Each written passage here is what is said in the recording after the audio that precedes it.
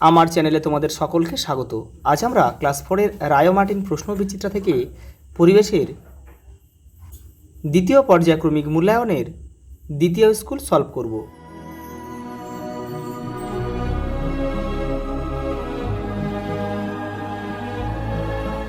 দেখো প্রথম প্রশ্ন, দেখো সঠিক উত্তরের মাথায় টিক দাও। দেখো মঙ্গল গ্রহের বুকে নেমেছে সন্ধানী যান, সেটা হবে কিউরিসিটি হবে কিন্তু। আর ক্যাসিনি হচ্ছে কিন্তু শনি গ্রহের সন্ধানে, ক্যাসিনিটা।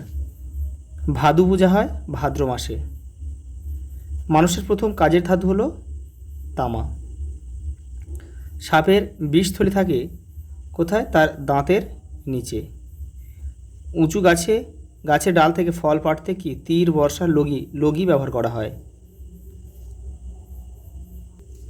এই লগি কিন্তু বিভিন্ন স্থানে বিভিন্ন নামে পরিচিত, কোথাও আকুশি, কোথাও ধজি নামেও কিন্তু পরিচিত। পরে দেখো দুয়ের দাগে বন্ধনীর মধ্যে থেকে সঠিক শব্দ নিয়ে শূন্যস্থান পূরণ করো। দেখো এখানে দিয়েছে মালাকার, আত্মরক্ষা, দাহ্য, দুপুর 12টা, দার্জিলিং। দেখো ছায়ার দৈর্ঘ্য সবচেয়ে ছোট হয় কখন? দুপুর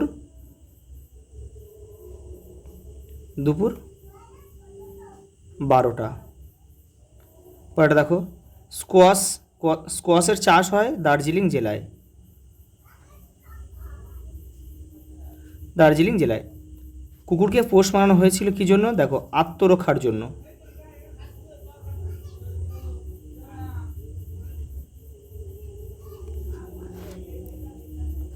যারা সোলার কাজ করেন তাদের কি বলা হয়? দেখো মালাকার।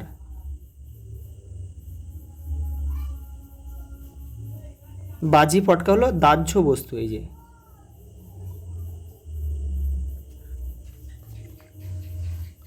দেখো একটা ছক দিয়েছে, দেখো নিজের ছকটি পূরণ করো। দেখো গাছের নাম লিখতে হবে, যে গাছের নাম লেখা রয়েছে কোন অংশ ব্যবহার করা হয় সেটা অংশটার নাম লিখতে হবে, যে পাতা কি ছাল কি শিকড়, কোন রোগ সারাতে ব্যবহার করা হয় এই গাছের সেই অংশগুলো।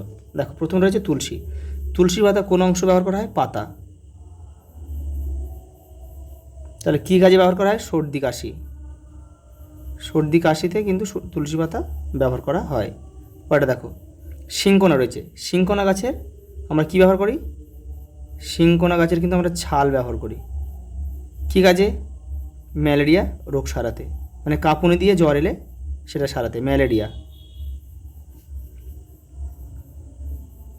পরেটা দেখো থানকুনি আছে পাতা। দেখো কোন রোগ সারাতে ব্যবহার করা হয়? আমাশা।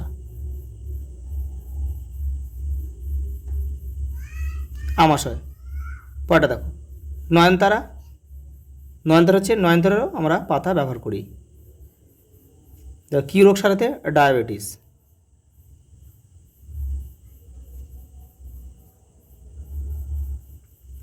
ডায়াবেটিস। পরে দেখো কালমেঘেরও আমরা কী ব্যবহার করি? পাতা।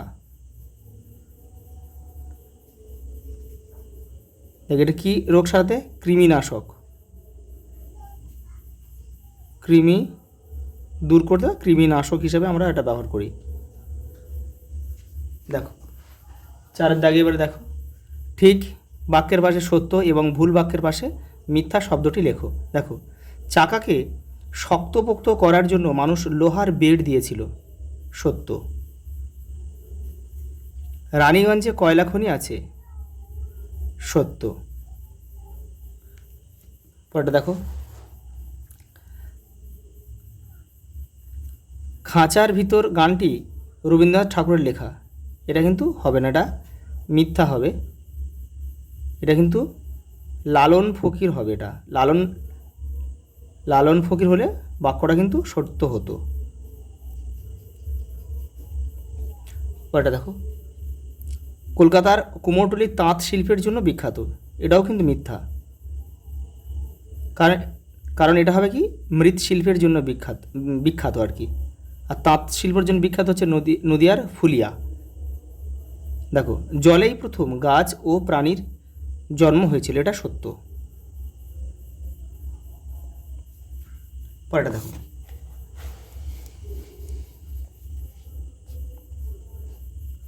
একটা ছক দিয়েছে, দেখো বাম দিক ডান দিক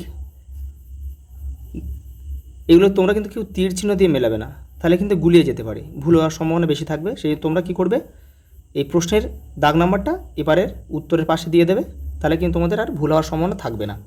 দেখো, চকমকি পাথর, চকমকি পাথর থেকে কিন্তু প্রথম মানুষ আগুন জ্বালানো শিখেছিল আর কি। তার মানে এখানে আমরা ক লিখব। দেখো, ছৌ নাচ কোথায় দেখা যায়, পুরুলিয়া, তাহলে এখানে আমরা খ লিখব। দেখো, তাঁতের শাড়ি নদিয়ার ফুলিয়া। চিত্তরঞ্জনটা কিন্তু পশ্চিম বর্ধমানে অবস্থিত, এটা তোমরা জেনে রাখবে একটু, পশ্চিম বর্ধমান। ফুলিয়াটা কিন্তু নদিয়া। আর চিত্তরঞ্জনে এটা হচ্ছে রেলের ইঞ্জিন তৈরি হয়। আর লাস্ট দেখো, চাউমিন, দেখো ময়দা থেকে তৈরি হয় এখানে। পরে দেখো 6 দাগের নিচের প্রশ্নগুলির উত্তর দাও।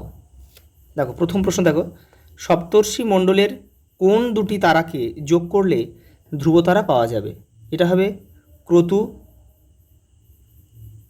ক্রতু এবং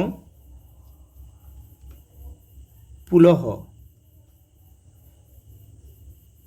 পরেরটা দেখো, কৃত্রিম উপগ্রহের সাহায্যে আমরা কি জানতে পারি? দেখো, আবহাওয়ার খবর জানতে পারি আমরা, আবহাওয়া।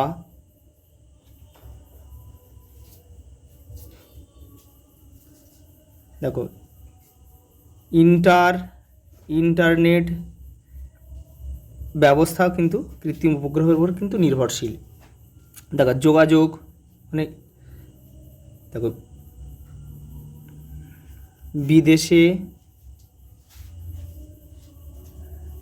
টিভি সম্প্রচার আর কি,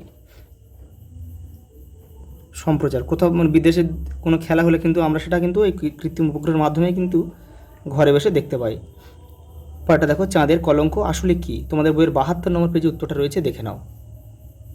এই দেখো, উত্তরটা একটু তোমাদের এখান থেকে লিখতে হবে। দেখো, আমাদের পৃথিবীর মতো চাঁদেও পাহাড় আছে, আর আছে বড় বড় গর্ত। চাঁদ পৃথিবীর থেকে অনেক দূরে থাকায় ওগুলোকে আমরা কালো কালো দাগের মতো দেখি। এই দাগগুলোকে আমরা বলি চাঁদের কলঙ্ক।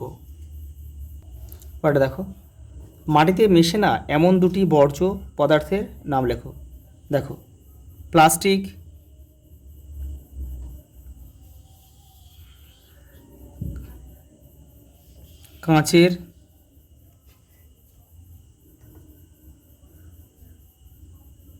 কাঁচের টুকরো। আদি মানুষেরা পাহাড়ের গুহার দেয়ালে কি দিয়ে ছবি আঁকতো? তোমাদের বইয়ের 115 নম্বর পেজে উত্তরটা রয়েছে, দেখে নাও। এই দেখো, কাঠ কয়লার, কালি, জন্তু জানোয়ারদের চর্বি মেশানো মাটি দিয়ে ছবি আঁকতো। আজ এই পর্যন্ত, দেখা হবে পরের ভিডিওতে।